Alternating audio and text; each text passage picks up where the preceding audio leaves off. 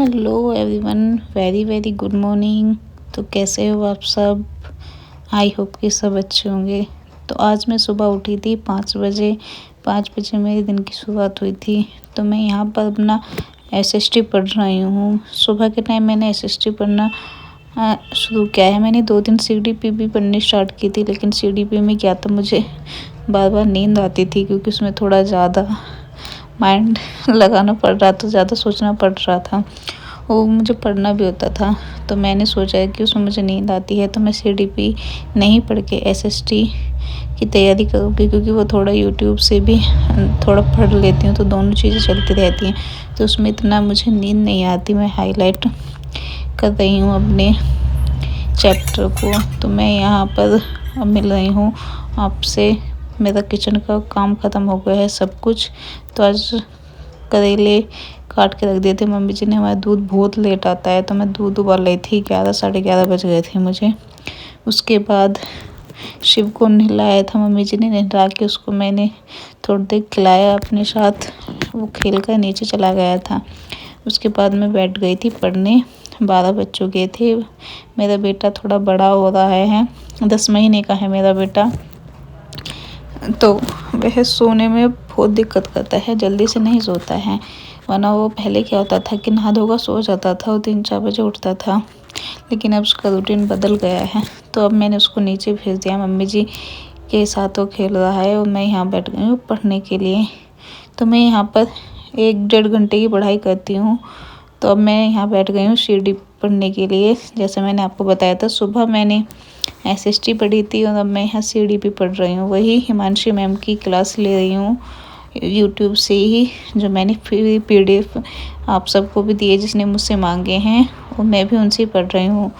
तो मैं यहाँ आपसे 2 लाइन बोलना चाहूँगी कि अगर आप जीवन में सफल होना चाहते हैं तो अपने काम में एकाग्रता लानी होगी। जो हम अपना सपना है, हमें उसे प्रायोरिटी देनी होगी, पढ़ाई को प्रायोरिटी देनी होगी। सब काम हो जाएंगे ज़िंदगी में, यही काम चलता रहेगा ज़िंदगी में कि हाँ ये करना है वो करना है। लेकिन पढ़ाई एक ऐसी है, समय अभी है कि अभी कर लो, ज़िंदगी भर नहीं होगा। तो इसलिए अपनी पढ़ाई को प्रायोरिटी दें सभी, और अपना तैयारी करते रहें, क्योंकि अब ज़्यादा समय भी नहीं है। 3-4 महीने ही मानो, ये समय भी ऐसे निकल जाएगा। तो जो भी सीटेट इस बार क्लियर करना चाहता है मेरी तरह, तो अपनी एक टाइम टेबल बनाइए। जो हाउसवाइफ नहीं है वो अपना टाइम टेबल बनाइए, जिससे अच्छे से पढ़ा जाता है। हाउसवाइफ के लिए तो शायद फॉलो नहीं हो पाता है टाइम टेबल, क्योंकि मुझसे नहीं हो पाता है। और जो फॉलो कर सकते हो तो इससे अच्छी बात नहीं है। तो अपना फॉलो करिए और अपना लग जाइए पढ़ाई में। तो मैं यहाँ पर अब 2 घंटे बाद फिर से मिल रही हूँ। शिव फिर खेल रहा था, वो सो गया था, वो मैं बैठ गई थी फिर से पढ़ने के लिए। तो मैं यहाँ पर अब फिर से एसएसटी पढ़ रही हूँ। एसएसटी की मेरी एनसीईआरटी की बुक 6 क्लास की कंप्लीट हो गई है, और अब मैं 7th क्लास की बुक पढ़ रही हूँ। तो उसका फर्स्ट चैप्टर पढ़ूँगी, वही रिवीजन करूँगी आज। उसके बाद देखते हैं, क्योंकि शाम को मुझे जाना है शिव के कपड़े लेने। गर्मी आ गई तो उसके गर्मी के 2-4 ही कपड़े हैं, फुल स्लीव्स के कपड़े लेके आने हैं मुझे उसके।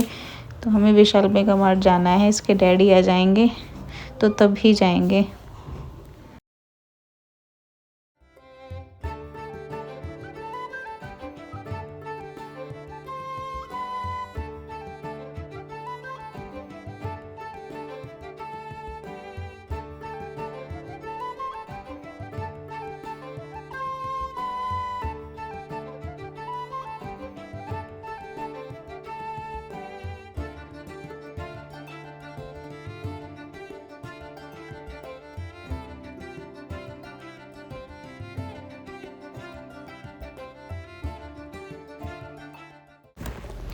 तो मैं यहाँ पर आ गई हूँ विशाल मेगा मार्ट। हस्बैंड आए थे, लेट आए थे वो। 7 बज गए थे उन्हें। उनकी तबीयत भी ख़राब थी, लेकिन वो फिर भी बोलने लगे कि चलते हैं, फिर टाइम नहीं मिलेगा आगे।